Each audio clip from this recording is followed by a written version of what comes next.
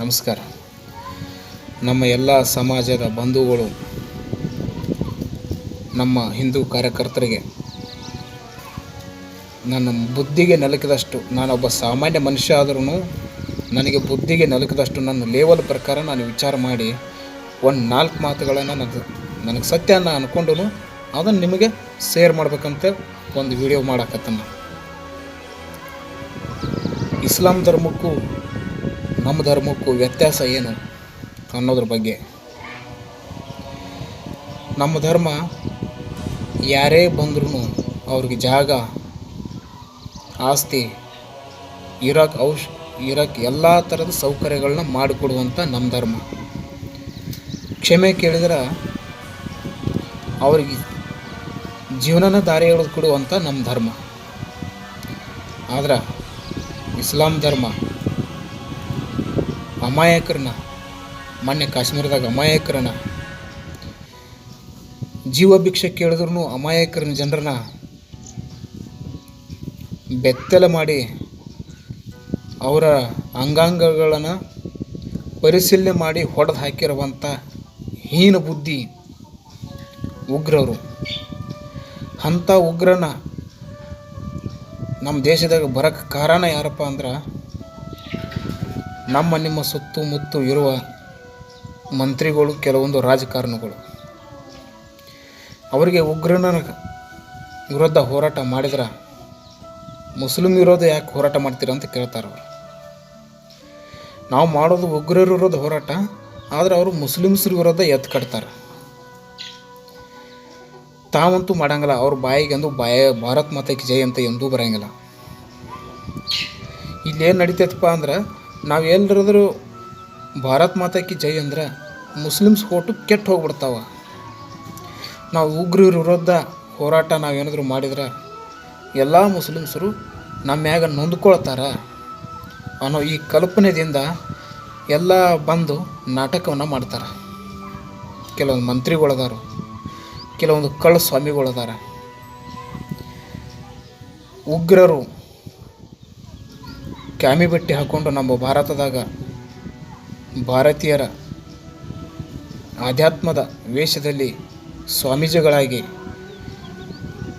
ಇಸ್ಲಾಂ ಧರ್ಮವನ್ನು ಹೊಗಳ್ತಾರ, ಉಗ್ರರ ಧರ್ಮ ಹೊಗಳ್ತಾರ. ನಮ್ಮ ಧರ್ಮ ಮತ್ತು ನಮ್ಮ ಭಗವದ್ಗೀತೆಯನ್ನು ಹೀನವಾಗಿ ಭಾರತೀಯರ ಮುಂದೆ, ಭಾರತ ದೇಶದಲ್ಲಿ ನಮ್ಮ ಮುಂದೆ ಹೀನವಾಗಿ ನಿಂದನೆ ಮಾಡ್ತಾರೆ. ಭಗವದ್ಗೀತೆಯನ್ನು, ನಮ್ಮ ಧರ್ಮವನ್ನು ಹೀನವಾಗಿ ಮಾಡ್ತಾರೆ. ಇಸ್ಲಾಂ ಧರ್ಮ ಶ್ರೇಷ್ಠ ಅಂತ ಹೇಳ್ತಾರೆ. ಇವ್ರ ಬಾಯಾಗ ವೇದಾಂತ ಮಾತು ಕೇಳಿದ್ರೆ ಹೆಂಗೆ ಹೇಳ್ತಾವಪ್ಪ ಅಂದ್ರೆ, ಹಂದಿ ಬಾಯಾಗಿ ವೇದಾಂತ ಕೇಳ್ದಂಗೆ ಆಗ್ಲಕತ್ತೈತೆ ನಮಗೆ. ಈ ಹಂದಿಗಳು ಏನದಪ್ಪ ಅಂದ್ರೆ, ಇವು ಎದಕ್ಕೆ ಈ ರೀತಿ ಮಾಡಾಕತ್ತಾವಂತ ಗೊತ್ತಿಲ್ಲ. ಮ್ಯಾಗ ಕ್ಯಾವಿ ಅರ್ಬಿ ಕಟ್ಟಿತ್ತಾವ. ಎಲ್ಲ ಥರದ ನಮ್ಮ ಭಾರತ ದೇಶದಲ್ಲಿ ಏನು ಭಾವನಾತ್ಮಕ, ನಮ್ಮಲ್ಲಿ ಒಂದು ಸ್ವಾಮಿಗಳು ನೋಡಿದ್ರೆ ನಾವು ಭಾವನಾತ್ಮಕ ಏನು ಭಕ್ತಿ ಹುಡ್ತತಿ, ಆ ವೇಷದಲ್ಲಿರುವಂಥ ಸರ್ಪಗಳು. ಸರ್ಪಕ್ಕಿಂತ ಶ್ರೇಷ್ಠ. ಒಂದು ಸರ್ಪ ತಾನಾಗೆ ಧಕ್ಕೆ ಹಚ್ಚುತ್ತಾನೆ, ಕಡಿಯಂಗಿಲ್ಲ. ಇವು ಏನು ಮಾಡ್ತಾವೆ, ಹುಡ್ಕೊಂಡು ಬಂದು ಅಮಾಯಕರನ್ನ ಹೊಡಿತಾವೆ. ನೇರವಾಗಿ ಹೊಡಿಯೋಟ್ಟು ತಾಕತ್ತಂತೂ ಇವಕ್ಕಿಲ್ಲ. ಮತ್ತು ಯುದ್ಧ ಮಾಡ್ತೀನಿ ಅಂತ ಹೇಳಿ ಬರುವಷ್ಟು ತಾಕತ್ತಿಲ್ಲ ಇವಕ್ಕೆ. ಒಳಗೆ ಚೆನ್ನಾಗಿದ್ದು ಇವು ಬೆನ್ನಿಗೆ ಚೂರಿ ಹಾಕುವಂಥ ಉಗ್ರರು. ಉಗ್ರರು ಅಂದ್ರೆ ಮುಸ್ಲಿಮ್ಸರ ಬಾಂಧವರಿಗೆ ಮನಸ್ಸಿಗೆ ನೋವು ಮಾಡ್ಕೋಬಾರ್ದು. ಉಗ್ರರು ಅಂತ ಹೇಳಕತ್ತೀನಂದ್ರೆ ಮುಸ್ಲಿಮ್ಸರು, ಒಳ್ಳೆ ಮುಸ್ಲಿಮ್ಸರು ಇದ್ದಾರೆ ನಮ್ಮಲ್ಲಿ. ಉದ್ಯೋಗ, ತಮ್ಮ ನಿಷ್ಠೆ, ನಮ್ಮ ಕರ್ತವ್ಯ, ತಮ್ಮ ಧರ್ಮ, ತಮ್ಮ ಭಕ್ತಿ ಅಂಥದಕ್ಕೆ ಯಾವಾಗೂ ನಾವು ಅಡ್ಡ ಬರೋಂಗಿಲ್ಲ. ನಿಮ್ಮ ಭಕ್ತಿ ಭಾವನೆಗಳಿಗೆ ನಾವು ಅಡ್ಡ ಬರೋದಿಲ್ಲ, ನಿಂದನೆ ಮಾಡೋಂಗಿಲ್ಲ. ನಿಮಗೆ ನೀವು ಆತಂಕ ಪಡುವಂಥ ವಿಷಯ ಅಲ್ಲ. ನಮ್ಮ ಜೊತೆ ನೀವು ಬಂದು ಉಗ್ರರ ವಿರುದ್ಧ ಹೋರಾಟ ಮಾಡಿರಿ.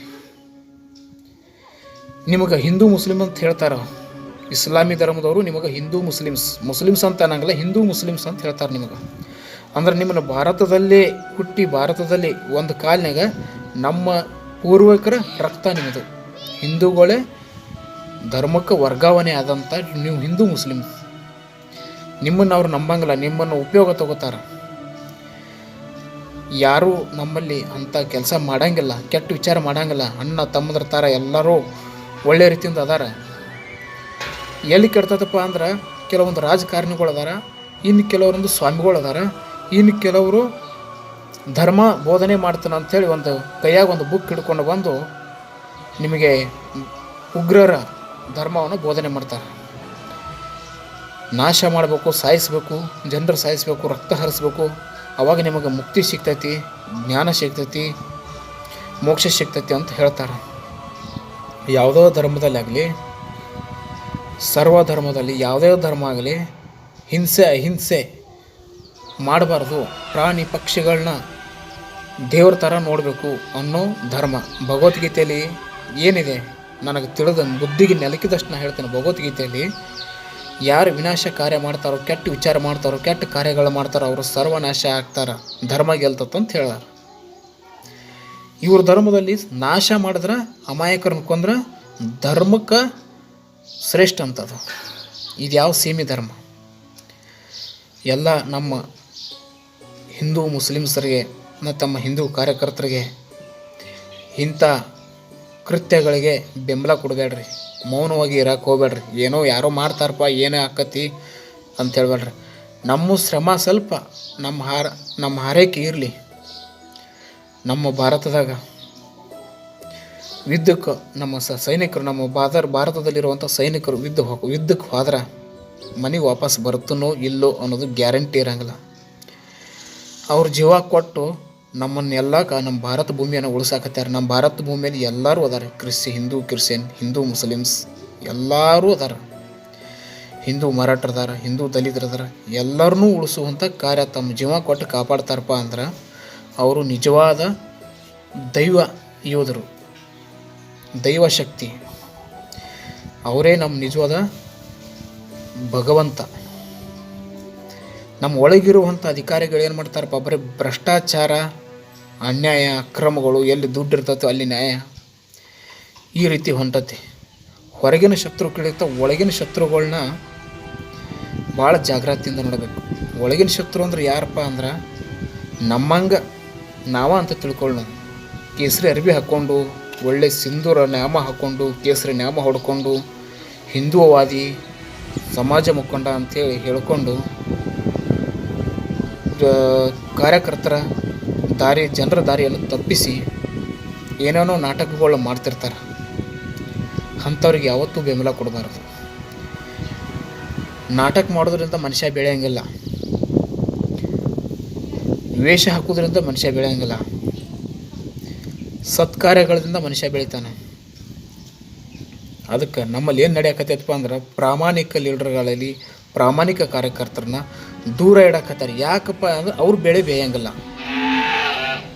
ನಿಷ್ಠಾವಂತರ ಕಾರ್ಯಕರ್ತರಲ್ಲಿ ಅವ್ರ ಬೆಳೆ ಯಾವುದೂ ಬೆಳೆಯಂಗಿಲ್ಲ ಅನ್ನೋದು ಒಂದು ಈ ಉದ್ದೇಶಕ್ಕೋಸ್ಕರ ಎಲ್ಲ ಬಡ ಕಾರ್ಯಕರ್ತರನ್ನ ದೂರ ದೂರ ದೂರ ಇಟ್ಟು ತಮಗೆ ಹೆಂಗೆ ಬೇಕೋ ತಾವು ಹಂಗೆ ಯಾರ್ಯಾರನ್ನ ಎಷ್ಟು ಬಳಸ್ಕೋಬೇಕು ಅಷ್ಟು ಬಳಸ್ಕೊಂಡು ದೂರ ಇಡಕತ್ತಾರೆ. ಅದಕ್ಕೆ ನಮ್ಮ ಕಾರ್ಯಕರ್ತರು ಎಲ್ಲ ನಮ್ಮ ಯುವ ಕಾರ್ಯಕರ್ತರಾಗಲಿ ನಮ್ಮ ಜನಗಳು ಎಚ್ಚೆತ್ತುಕೊಳ್ಬೇಕು.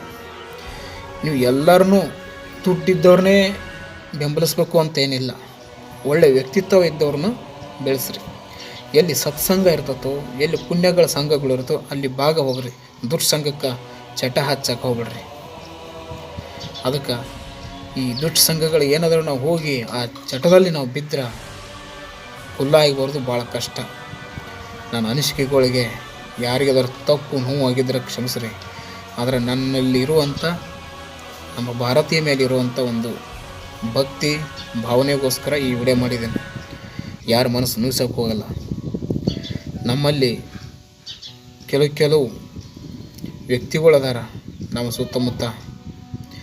ರಂಜಾನ್ ನಮ್ಮ ಹಿಂದೂ ಹೋರಾಟದಲ್ಲಿ ಇರ್ತಾರೆ, ಎಲ್ಲದರಾಗಿರ್ತಾರೆ. ಹಿಂದೂ ಭಾರತ್ ಮಾತಕ್ಕೆ ಜೈ ಅಂತಾರೆ.